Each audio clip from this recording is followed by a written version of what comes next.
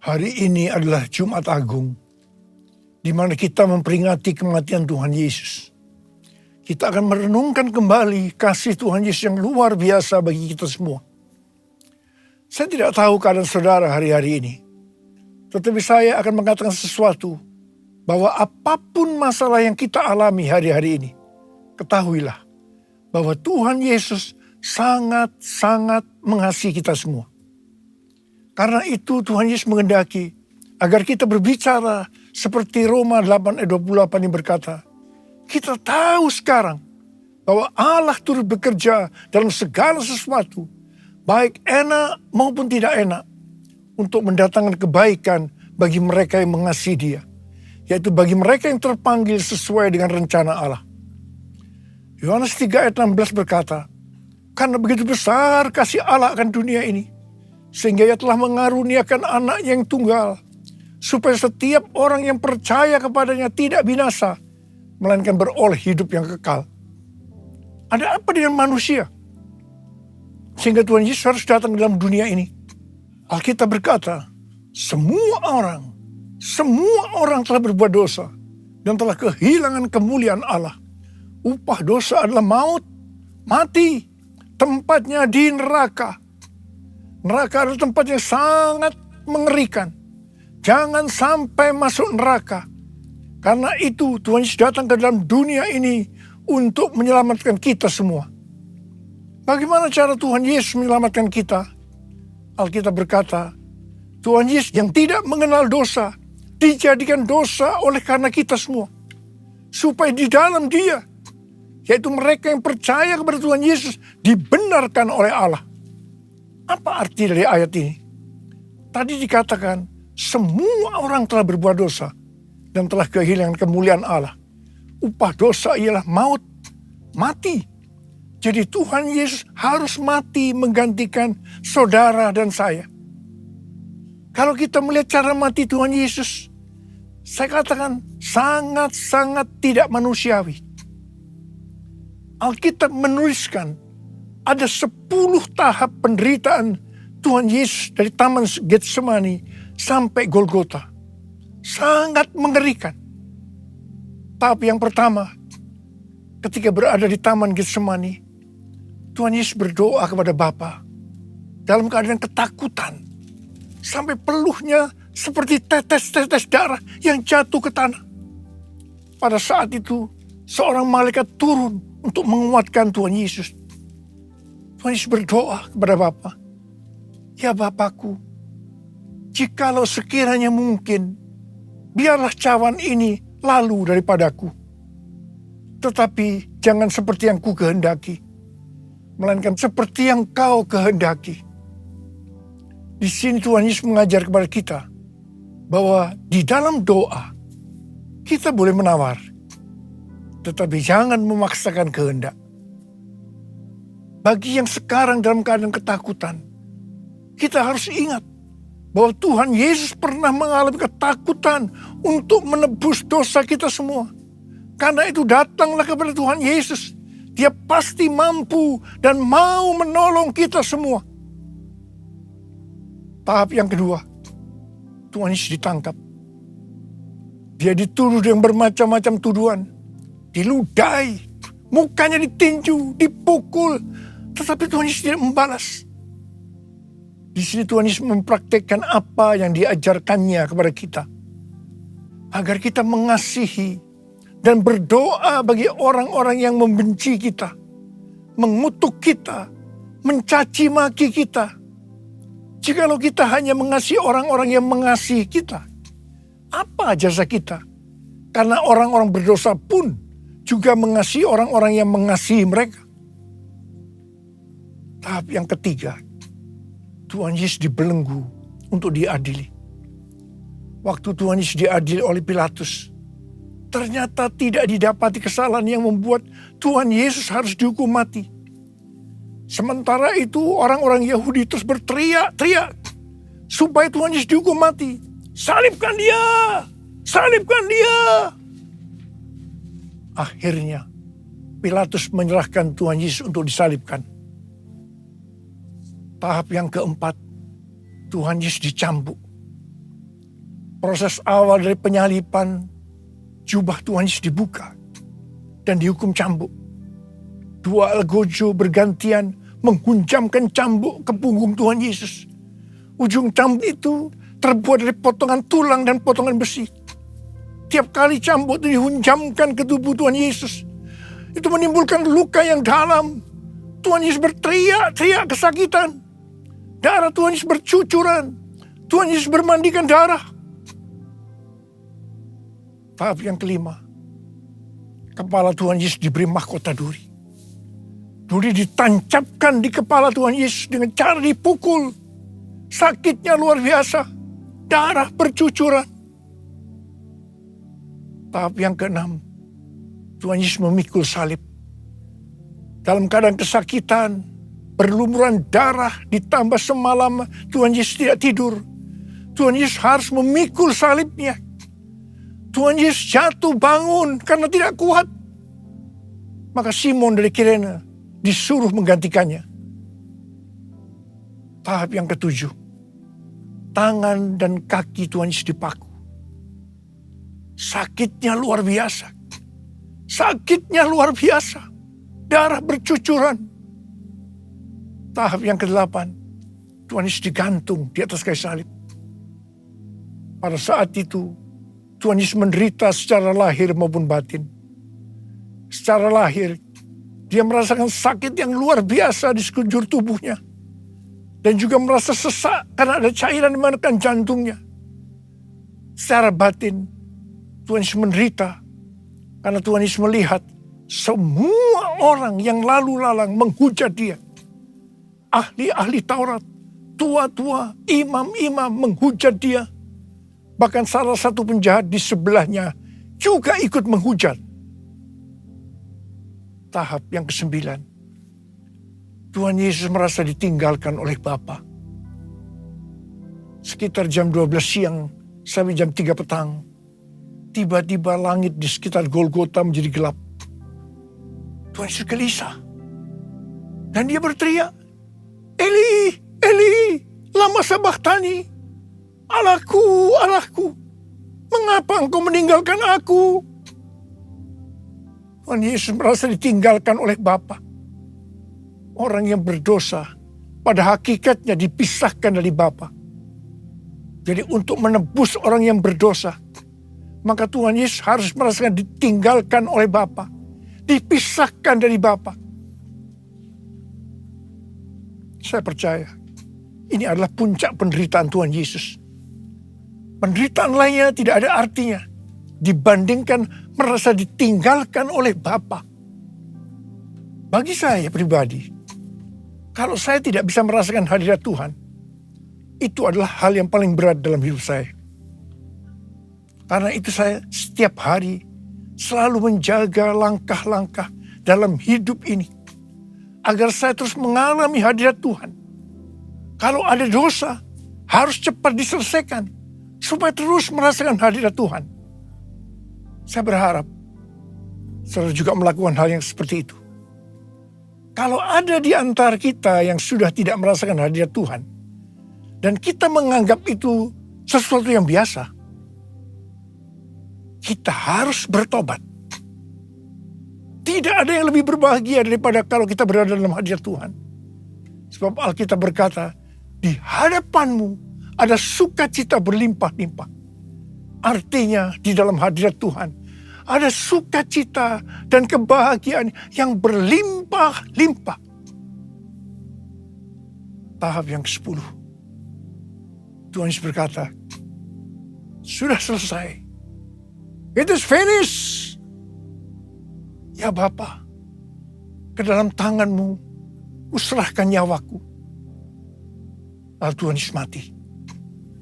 Pertanyaannya, mengapa Tuhan Yesus harus mati dengan cara demikian? Mengapa tidak dengan cara yang mudah? Dipenggal kepalanya, selesai. Mengapa Tuhan Yesus harus mati dengan cara bermandikan darah? Alkitab katakan, tanpa penumpahan darah. Tanpa penumpahan darah, tidak ada pengampunan dosa. Untuk mengampuni dosa saudara,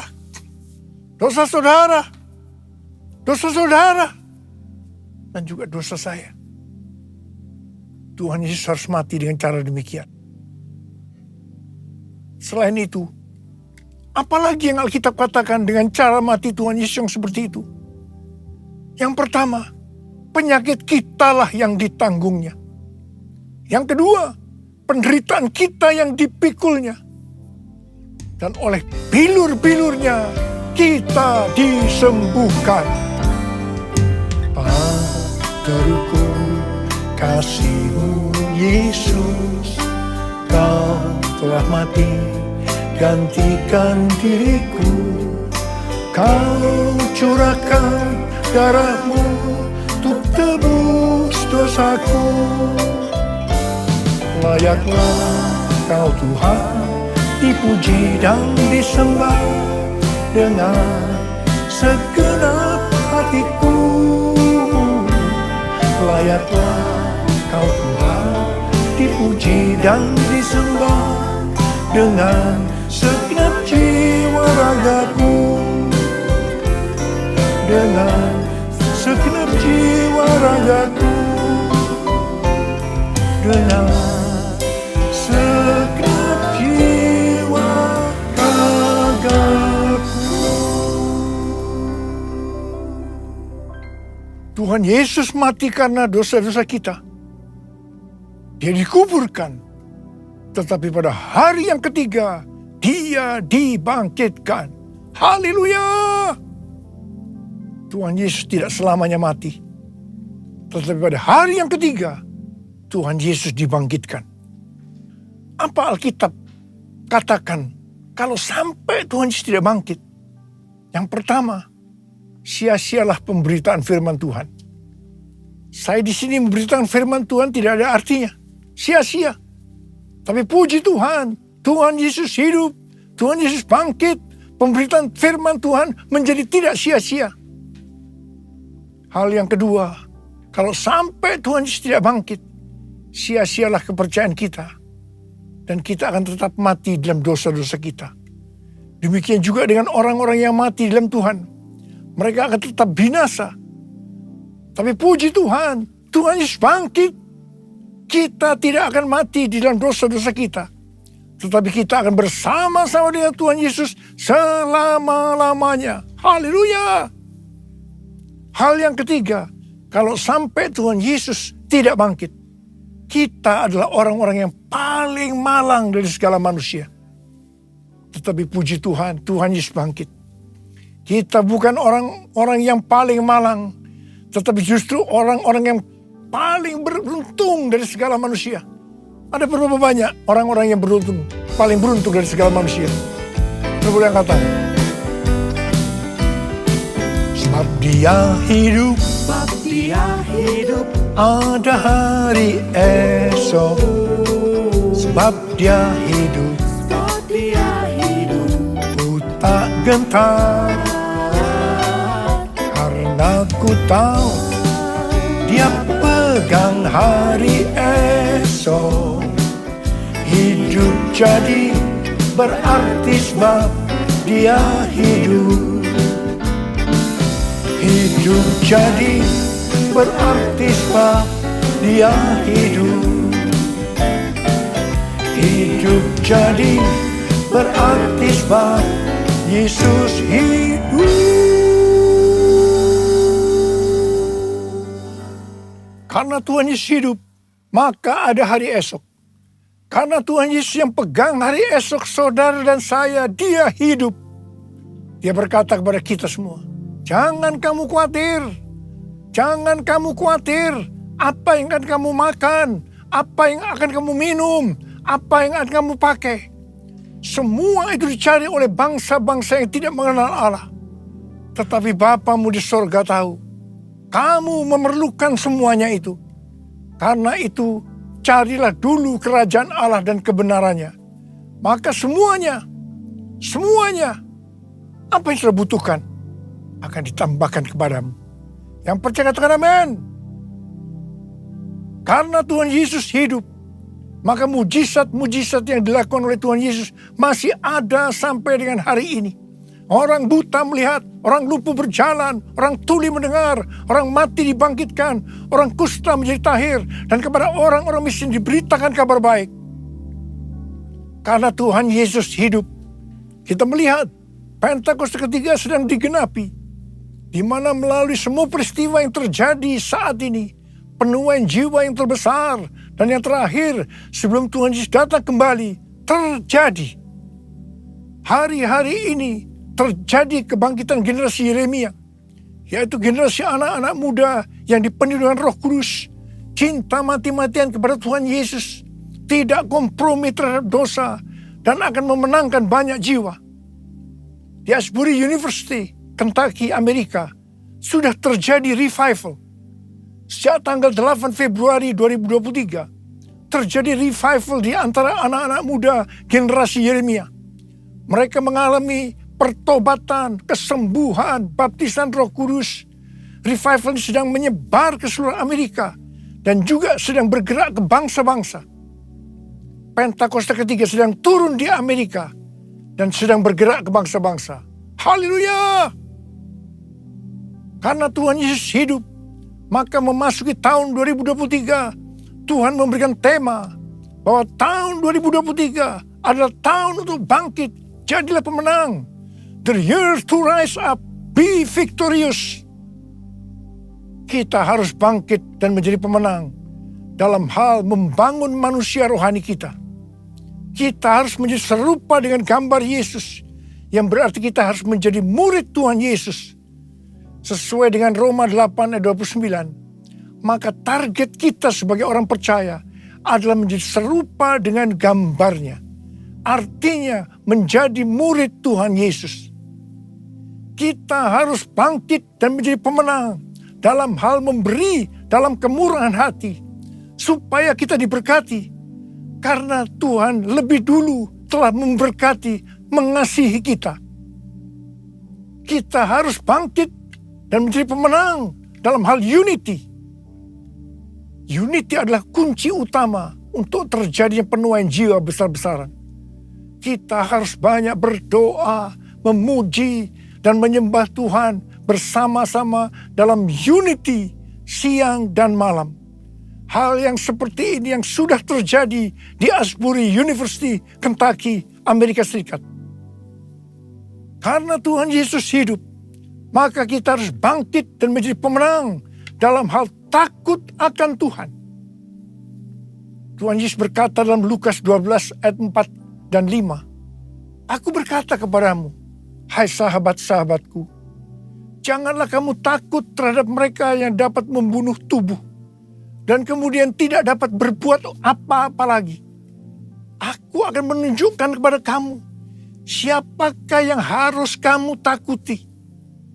Takutilah Dia yang setelah membunuh mempunyai kuasa untuk melemparkan orang ke dalam neraka. Sesungguhnya aku berkata kepadamu, takutilah Dia." Amsal 8 ayat 13 berkata, "Takut akan Tuhan ialah membenci kejahatan.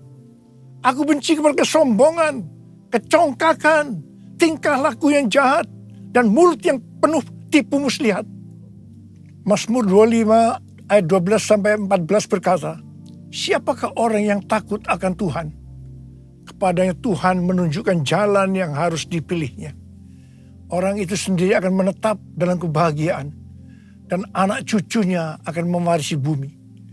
Tuhan bergaul karib dengan orang yang takut akan Dia, dan perjanjiannya diberitahukannya kepada mereka. Haleluya! Sekali lagi, saya mau katakan kepada kita semua, bahwa kita harus takut akan Tuhan. Jumat Agung mengingatkan kita bahwa Tuhan terlebih dahulu mengasihi kita semua. Karena itu kita harus mengasihi Dia. Nothing can tear me away from your love, Lord. Nothing can separate your heart from mine. Nothing can tear me away from your love, Lord. I am yours. I am yours. And I live Jesus, I love you. Yes, I love you, because you first loved me. And I love you, Jesus, I love you. Yes, I love you, because you first loved me. Because you first loved me. Because you first loved me. Because you first loved me. Mari angkat tangan kita di hadapan Tuhan, sembah Dia. Mari kita berbahasa roh sama-sama. Yang belum berbahasa roh jangan diam. Katakan haleluya. Haleluya. Haleluya. Haleluya. Oh, ya la la bara bara bara bara bara bara bara. Ya Aba, ya Aba, ya Aba, ya Aba, ya Aba. Betapa baiknya Engkau ya Aba, ya Aba, ya Aba. Oh Tuhan, terima kasih. Terima kasih Tuhan. Terima kasih pada Jumat Agung ini untuk mengingatkan kembali kepada kami bahwa Engkau terlebih dahulu mengasihi kami semua ya Aba. Engkau yang mengasihi kami terlebih dahulu. Engkau menghendaki, meminta kami mengasihi Tuhan dengan segenap hati, dengan segenap jiwa, dan dengan segenap kekuatan. Itu yang akan kami lakukan ya Aba. Ya Aba, ya Aba, terima kasih. Terima kasih, terima kasih. Orala bakira la bara. Orala bara bara bara bara bara bara bara. Oriala la bara bara bara bara bara. Oriala la bara bara. Because you first loved me. Because you first loved me. Because you first loved me.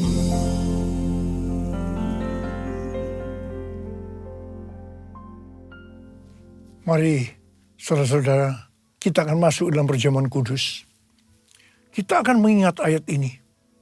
Setiap kali kamu makan roti ini dan minum cawan ini, kamu memberitakan kematian Tuhan sampai Ia datang. Perjamuan kudus adalah perjamuan Tuhan Yesus sendiri. Setiap kali kita masuk dalam perjamuan kudus, Tuhan Yesus selalu berkata kepada kita, biarlah ini menjadi peringatan akan aku. Peringatan akan aku. Karena itu mari arahkan hati kita kepada kebaikan Tuhan. Kita akan mengingat kebaikan Tuhan. Mari tundukkan kepala. Bapa, siapakah kami sebelum kami mengenal Engkau? Kami semua orang berdosa. Upah dosa adalah maut, mati. Tapi Engkau yang tidak berdosa telah dijadikan dosa oleh karena kami. Engkau harus turun dari surga mulia, menjelma menjadi manusia, mati ganti kami dengan penderitaan yang luar biasa. Sungguh kalau kau pikirkan betapa baiknya Engkau ya Aba. Kau jadikan kami sebagai anak-anak-Mu. Engkau tuntun, Engkau bela, Engkau berkati. Engkau sembuhkan kami, Engkau ajar kami. Engkau tegur kalau kami salah. Itu Engkau ya Aba, itu Engkau. Tuhan akan memberkati kita melalui perjamuan kudus. Tapi Tuhan mau kita makan dan minum dengan cara yang benar. Karena itu masing-masing sekarang lihat diri kita masing-masing. Introspeksi. Kalau Tuhan ingatkan dosa yang belum diselesaikan, ini saatnya kita minta ampun kepada Tuhan. Ampuni kami Tuhan. Ampuni kami, ampuni, ampuni. Ampuni, ampuni. Tuhan, Kau melihat anak-anak-Mu yang sudah menyelesaikan segala sesuatu ini dengan Tuhan. Ampuni mereka. Ampuni kami semua ya Aba. Ampuni. Kami akan masuk dalam perjamuan kudus dengan hati yang penuh ucapan syukur. Dalam nama Yesus kami berdoa. Amin. Sekarang mari angkat roti di tangan kanan kita tinggi-tinggi. Sebab apa yang telah kuteruskan kepadamu telah aku terima dari Tuhan. Itu bahwa Tuhan Yesus pada malam waktu ia diserahkan mengambil roti. Dan sesudah itu ia mengucap syukur atasnya. Ia memecah-mecahkannya dan berkata, inilah tubuhku yang diserahkan bagi kamu. Perbuatlah ini menjadi peringatan akan aku. Saudara kasih Tuhan, bukankah roti yang kita pecah-pecahkan ini adalah persekutuan kita dengan tubuh Kristus? Mari kita makan dalam nama Yesus.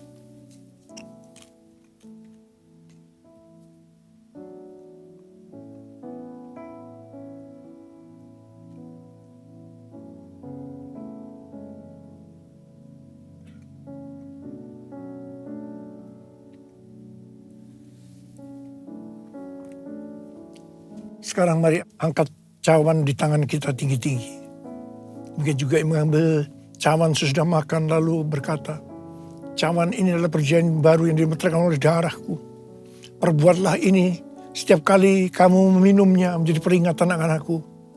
Saudara kasih Tuhan, bukan cawan pengucapan syukur. Yang atasnya kita ucapkan syukur adalah persekutuan kita dengan darah Yesus.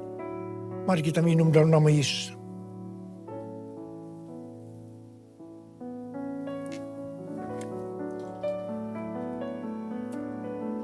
Mari angkat tangan kita, ucapkan syukur dengan suara. Tuhan, terima kasih. Terima kasih ya Tuhan. Terima kasih ya Tuhan. Terima kasih, terima kasih. Oh, terima kasih. Terima kasih, terima kasih.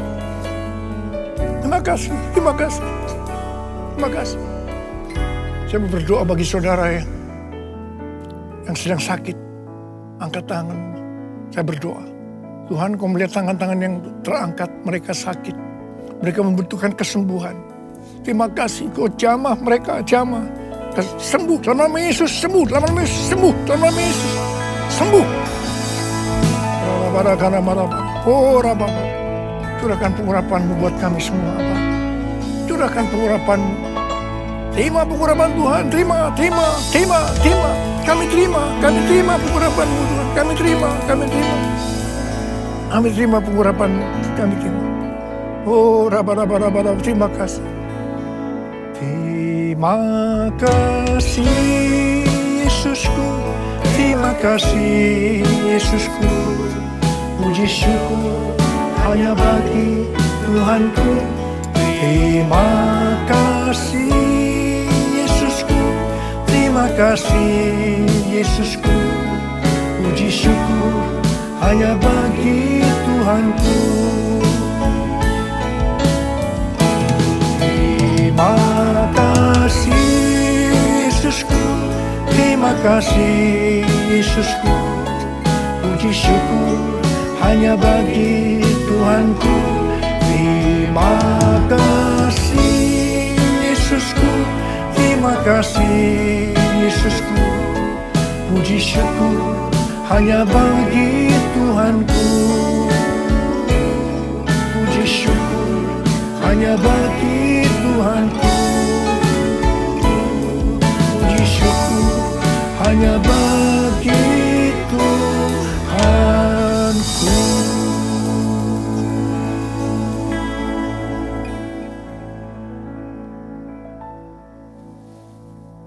Terimalah berkat Tuhan. Kasih karunia berlimpah-limpah daripada Allah Bapa dalam anak yang tunggal Yesus Kristus. Persekutuan yang manis dengan Roh Kudus menyertai saudara sekalian mulai hari ini. Sampai Tuhan datang menjemput kita di awan-awan dan bahkan sampai selama-lamanya. Yang percaya bersama-sama katakan, Amin.